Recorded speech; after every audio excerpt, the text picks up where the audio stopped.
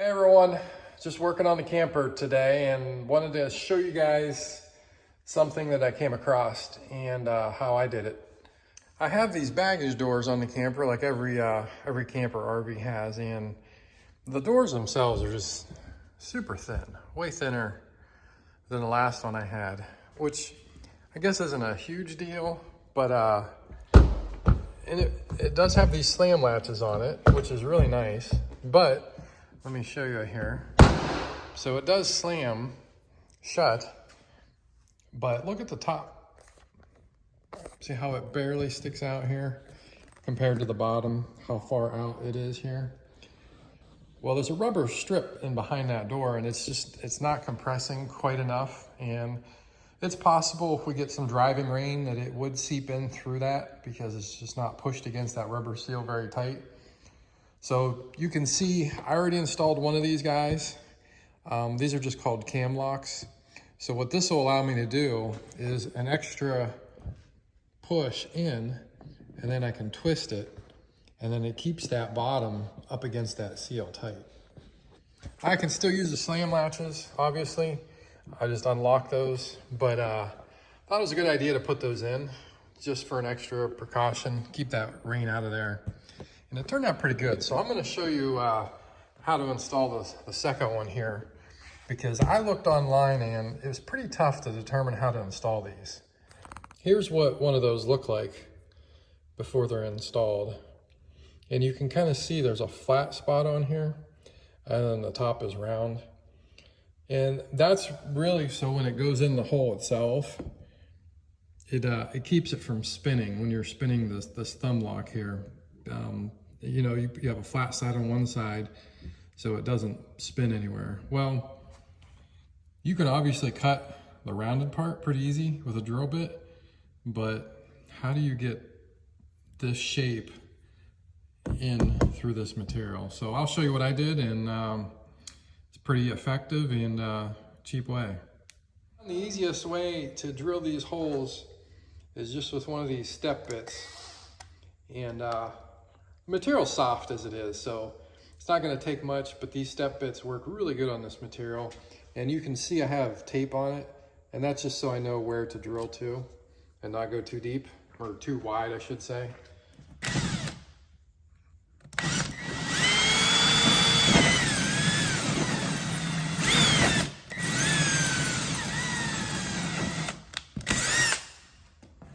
And you have to go pretty slow because, like I said, the material is very soft, and you can drill that hole out a lot bigger than you need to really quick. So once I do that, then I just open it back up a little bit. And what I'm gonna do is I'm gonna take and drill it from the other side here just to get and match that same circular size.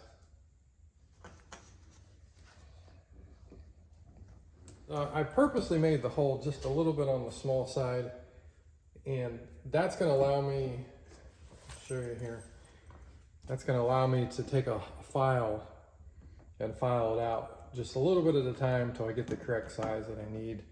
If you look here, the circular side here, well, I guess it's all circular, but the edge of each side of the circle matches the side of the flat spot. So I do need to file it so that it's straight up and down on this side, because this is how it's going to go in, with the flat side to the left and to the right. So what I'll do is I'll take a file and I'll just gently file this flat so it's straight up and down on both sides. Once I get that filed where I need to, then I can work on the circular part and actually round it out with a file just slightly, just top and bottom. Again, this material is really soft, so it doesn't take much of a file to do it. Just a little bit at a time is all you need. So I'll take this flat file first. Try to get this flattened out.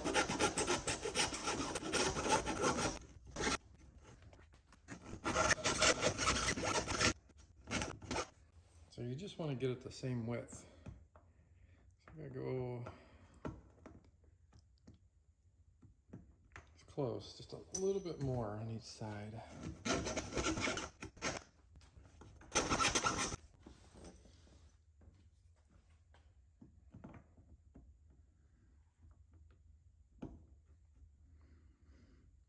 that might be enough. So what I'm going to start doing is take a round file and I'll start rounding up the top of this edge just to match that contour of the rounded part of the lock itself.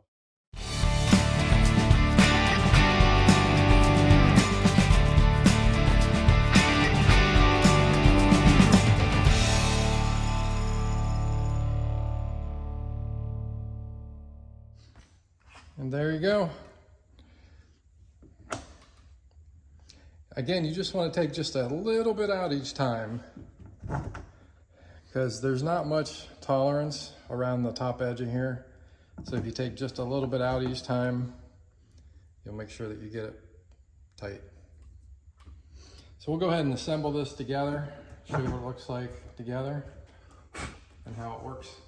There is a small tiny rubber washer that goes on here. So make sure you get that on there.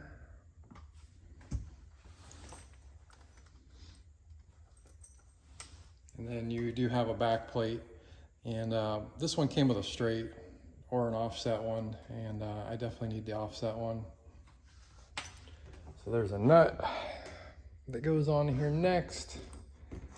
So we'll assemble this nut.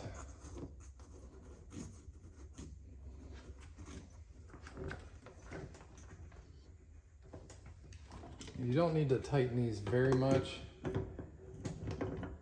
just because the material is so soft. Kind of just want to get it tight against there. Just enough so kind of helps it from working itself loose. So that's all we need there.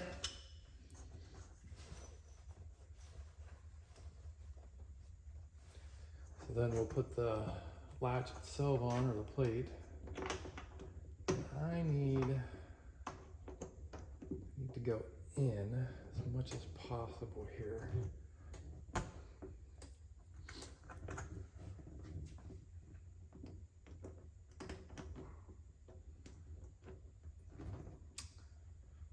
Make sure that too your tumbler is set the correct way.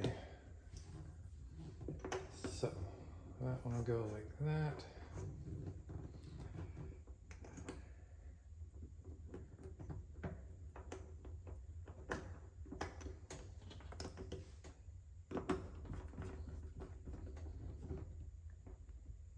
Okay, there we go. I'll show you what it looks like. Now we have both thumb blocks or tumblers in place. Go ahead and shut it and we'll try it. See what it looks like here. Again, you want to push in just a little bit, just so that you know it's against that seal and based on the depth that I set that to. So you can see it latches there. And then we'll set this over here, push that one in, and looks pretty good.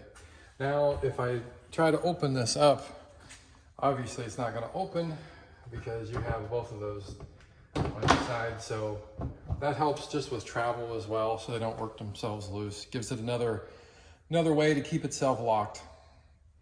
I hope you found this information or video useful. I was just out messing around in the garage today and figured I'd show you what I was working on. If you like this kind of video or content, make sure you like and subscribe. Until next time, take care.